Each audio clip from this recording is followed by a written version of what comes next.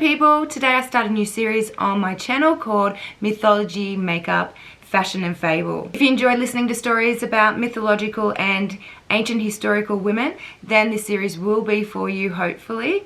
I'll be talking about significant female figures in history, all sides of the story, do my makeup at the same time, and complete a full look from head to toe, either in regards to the figure that I'm talking about or just the essence as a whole of the story.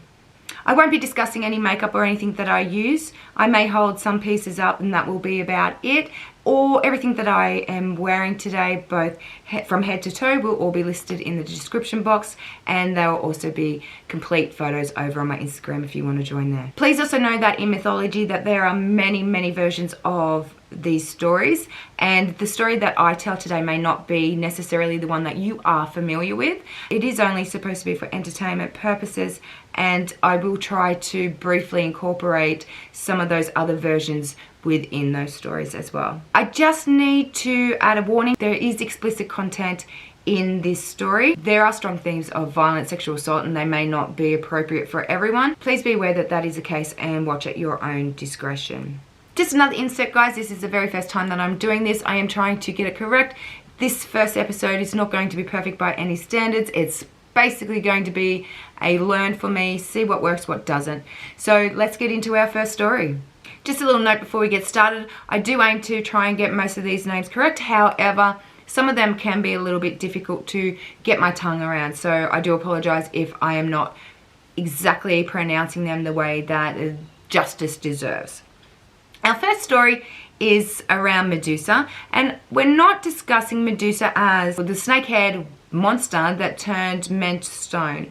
We're going to start our story from where she was born, who her parents were, what her life was like before she was turned into this monster, and also progress to after her death and her legacy. Medusa was not always the horrible monster that you would be led to believe in the stories with Perseus. Prior to being turned into Medusa, she was a beautiful young maiden, very pretty, very desirable. She was the daughter of Faux and Quito. Faux was known to have a fishtail, have crab-like forearms, and red spiky skin, so a real attractive man. Her mother, however, Quito, she was also known as a sea goddess. I haven't found overly much information regarding her at this point. Medusa did have a number of siblings from Faux and Quito. All of her siblings, they were born monsters generally at birth. There is a little bit of give and take in regards to some of them though, except for Medusa. Medusa was born a mortal. She was not born a monster or an immortal. Faux and Quito's offspring included a number of quite famous children that actually went on to have their own stories, and some of them we'll look at throughout this series as well. Medusa had a sister called Echidna, who was better known as the mother of all monsters. The Gorgons, the Grey, also better known as the Grey Wreaths, who are best known for being three older women sharing the one eye between them. She also had a brother, Lennon, who was the guardian of the apples in the Garden of Hesperides. There are varying accounts as to how Uriel and Stetno became the feared Gorgons that we know about today in our mythological historical context. It's stated that on one aspect that they were turned into the Gorgons due to them standing strong with their sister Medusa instead of accepting Athena's punishment due to what had happened to Medusa. You might be familiar with Uriel and Stetno. These two sisters of Medusa's were known as the Gorgons, and it isn't clear necessarily as to how they were turned into the Gorgons. It is believed that they were turned due to standing strong with Medusa and not standing strong with Athena's decision to punish Medusa for her perceived crimes. It's said that they were quite angry, as you would be, for being wrongfully punished, and this in turn led them to turn against the mortal world and go on to kill multiple men during their lifetime. So Medusa was the only mortal child born out of all of her siblings. The rest were all immortal. She was claimed to be an extremely beautiful girl. He praises her glorious hair by stating that it was the most wonderful of all of her charms. Medusa, obviously being the beautiful maiden that she was, could have had her choice of any suitor at that point. However, instead of going on to be charmed by all these young men, she decides that she's going to pledge herself to the goddess Athena. She decides to pledge herself to the goddess Athena because she considers her to be the most powerful of all the goddesses. One of those requirements, however, to actually pledge herself and be one of Athena's priestesses was the fact that she needed to remain a virgin. Now this comes into play later on and actually is the catalyst as to why Medusa was turned into the monster that we all recognize today. Unfortunately for Medusa, she ends up catching the eye of the god Poseidon. And this isn't only because she is absolutely beautiful, but also for the fact that she is serving his arch rival, and we'll get into their conflict in another story, Athena. So Medusa's serving Athena, and Poseidon and Athena have this huge dispute that is going on.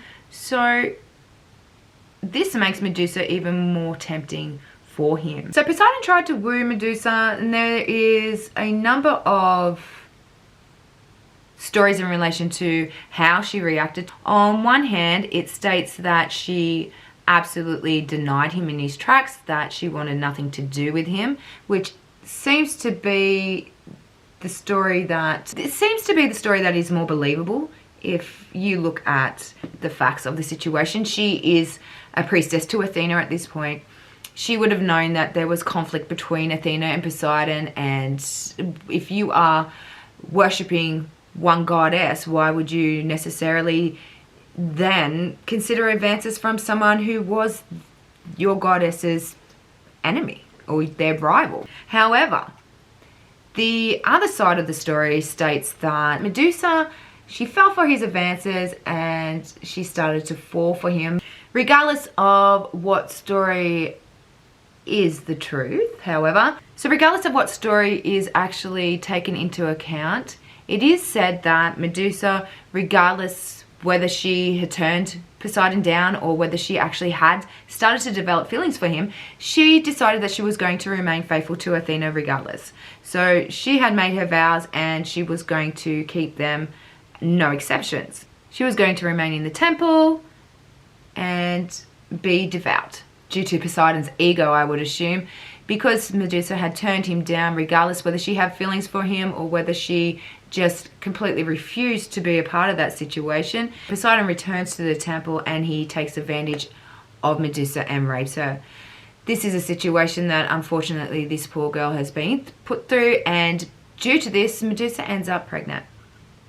Because Medusa was raped by Poseidon and became pregnant, the laws of the day pretty much stated that Poseidon and Medusa were married. This is how the laws kind of worked back in the day, which is a little fucked up, to be honest. I mean, you're taken advantage of by someone or anyone, regardless of a god, regardless of immortal, and then you have to just suck it up and deal with it, because now you are together forever regardless. As you can imagine, when Athena finds out, she is pissed. She is not a happy woman that her temple has been desecrated the way that it was. She is known to be the virgin goddess. There's not, I don't think, another goddess in Greek mythology that actually is known as the virgin goddess. She's chosen this path and she expects her priestesses to remain loyal in that aspect, regardless if they have been taken advantage of or not. It's a little messed up, And what happens next, very much so. Athena is absolutely pissed. Like, she is not happy at all that Poseidon and Medusa have desecrated her temple. And because of that, she lays all the blame onto Medusa. There are people that suggest later on that Medusa actually was not punished, but what happens next was a way of Athena to actually protect Medusa from Poseidon. However, we're going to go along the lines that Athena actually punished Medusa. Medusa copped the majority of her anger, her wrath, and she was enraged that her temple had been desecrated by the rival Poseidon, and Medusa had all the blame placed on her at this point. It is quite obvious that she definitely likes to turn people into monsters. She likes to punish those that do not do what she likes or follows her ways.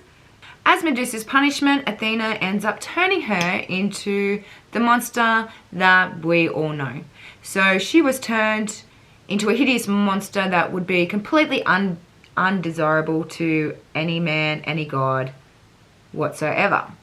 There are a number of differing versions also here in regards to what Medusa actually looked like after her transformation. Variations state that she had bronzed hands and wings. Some variations talk about the fact that she had a disfigured face that was more boar-like with the tusk. But in the majority of these, all representations lead back to the fact that her hair had turned into snakes. So depictions can vary in this aspect.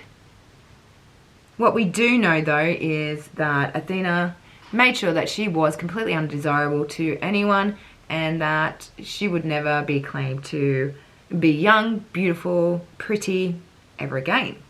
Once Athena turns Medusa into the monster that we all know, she is then banished with no contact from the outside world.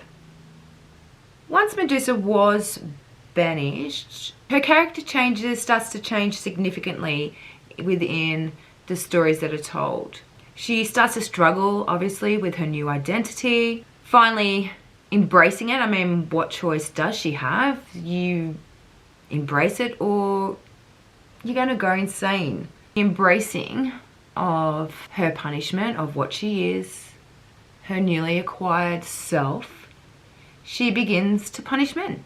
I mean, yeah, okay, I can see why that would be the case. She wants to take vengeance on all men. It's pretty much her only way to get vengeance back on Poseidon. She cannot kill Poseidon. So the only way that she can manage to do this is through humanity, through mortals. She ends up becoming a recluse and living on the island of Sarpedon. Generally doesn't leave her island too much at this point. So we get to Perseus's part of the story and how he comes about killing poor Medusa. The reasoning behind this is that King Polydectes, the king of Seriphos, hires Perseus to kill Medusa and bring back her head to him. The king obviously wishes to marry Perseus's mother. However, Perseus doesn't allow it. There's other situations that are at play, and therefore the king sends Perseus on this mission to go bring back the head of Medusa, thinking that it was pretty much going to be a suicide mission, that he was never going to return, and it was definitely not going to be a possibility at all. What the king doesn't realize is that Perseus ends up going to the gods to ask for help. So a number of gods decide that they're going to gift him with weapons. Athena provides him with a mirrored shield to help with his quest, because that woman hasn't done enough to Medusa already. And this is why I say that I don't necessarily feel like Athena's actions were genuine, that she would turn Medusa into a monster to help her. I mean, why then would she turn around and provide tools to help to kill her? It's illogical, really. I mean, that's not to say that that's not what happened within the story. That is not the truth behind it, but I can't see the logic behind it. Athena was not the only one that provided these weapons. There were a number of gods that also provided weapons. Hermes was another god that provided something to Perseus. He ended up giving the winged sandals to him to help with his quest. Hephaestus, the god of blacksmiths and metalworkers, also provided a weapon as well. He gives Perseus a sword. And finally Hades, who gives him a helm, which is basically a helmet that provides invisibility capabilities. So Perseus goes on his mission with all of these weapons. I don't really see that Medusa had much chance of survival, being provided with very little help herself. Medusa pretty much had no chance. Using all these gifts, he tries to gather information for his quest, compelling the Grey for Medusa's whereabouts. He ends up receiving the information that he's looking for, heads to Sapphirus, and proceeds to behead a sleeping Medusa. This woman has been through hell and back. When Medusa's head was cut off, her children were born. They ended up flying from her neck, as a number of stories have portrayed. Athena was born from her father's neck as well. So it is not uncommon for this to happen. The first child being Pegasus, who majority of us would know to be that beautiful, beautiful white winged stallion, who was quite powerful in nature. He ascended straight up to Mount Olympus upon Medusa's death and was greeted quite well by Zeus. Her second son, Chrysaor, was said to have been born with a golden sword in his hand. He was known to have ruled the kingdom of Iberia for quite a period of time. So he also has his own story as well. Medusa's body was found by her sisters before Perseus could leave the island. I mean, that must have been a horrible situation. However, they could not find him because obviously he had the helm of invisibility, which allowed him to hide, to be invisible, to escape. After Medusa's death is not the end of her story. After Medusa's death, Perseus takes her head and he travels through the land. However, significant changes start to happen throughout the land because of the blood that was dripping from her head. They say that blood drops as Perseus was traveling fell over Libya, and this is what actually created the venomous vipers that are apparently still there today. Medusa's blood is also credited with creating a fearsome creature that resembled a dragon and also had a snake's head on the end of its tail. It's also thought that the blood of Medusa is the reason that the corals of the Red Sea formed. The blood spilled onto the seaweed, which ultimately created this effect. During Perseus's travels, he came across the giant Titan Atlas.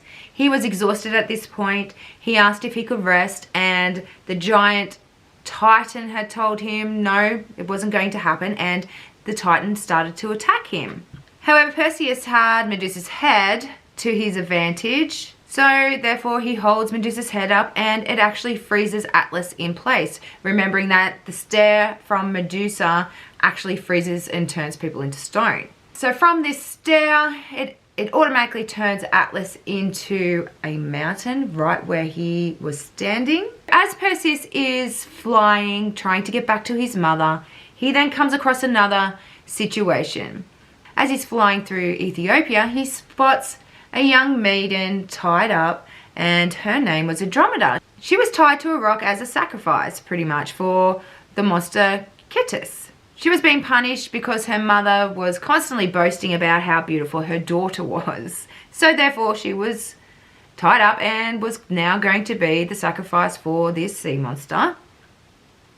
Once again, makes sense. Women are, I don't know, like in Greek history, women are punished for anything along these lines. Perseus, however, overcomes the monster and saves Andromeda with once again Medusa's head. So Medusa has once again been the savior when she has been sacrificed and punished so much throughout her life. And Perseus and Andromeda end up marrying.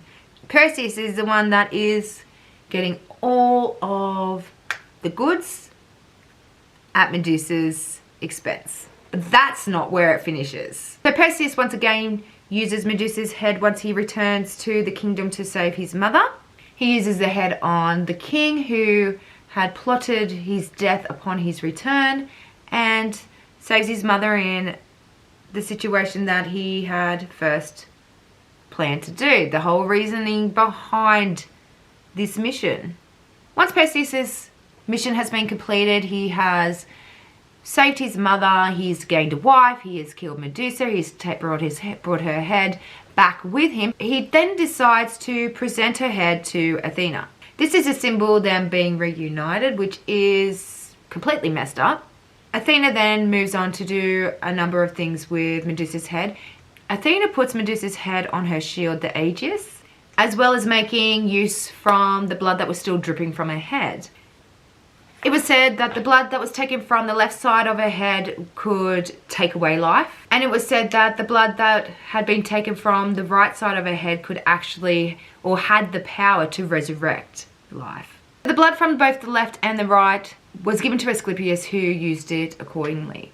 Athena also placed 2 drops of Medusa's blood in a vial.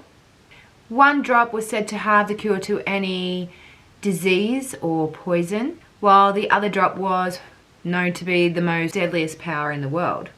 The hair itself didn't have the power to petrify a rival warrior, turn them to stone. However, it would strike terrible, terrible fear in any rival. This was given to Hercules. So it comes to light that Medusa kind of finds a little redemption after death. She is a legacy. She has been punished and tormented her whole entire life for things that were beyond her control, not her choices. She's placed on Athena's shield, and her blood was revealed to hold the power of both life and death. Medusa's head ended up becoming a talisman of power. In fact, her head went on to inspire the Gorgonian. The Gorgonian actually was an amulet that bore the head of the Gorgon. The symbol was thought to keep evil away from those that invoked it, give protection by wearing it as a pendant. It was known to show great power. It was even thought to imply a divine birth line. The talisman was thought to be this powerful because both Athena and Zeus wore this talisman, wore the Gorgonian. Guys, so this is the finished look for today. If you want to see pictures of the complete outfit, top to bottom, I need to work out how I'm going to show this a little bit better on film in future. Then go over to my Instagram and check it out. It's just Mummy Ads too. In regards to today's story, I really think that Medusa's story is a great tale of injustice for those people that actually do no wrong but end up having to deal with the consequences of that situation.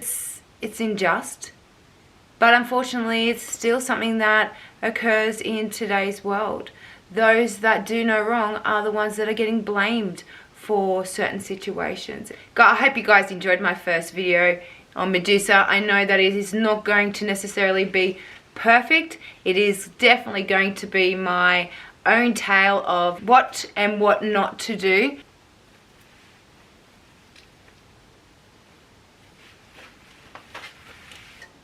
Much love. Bye.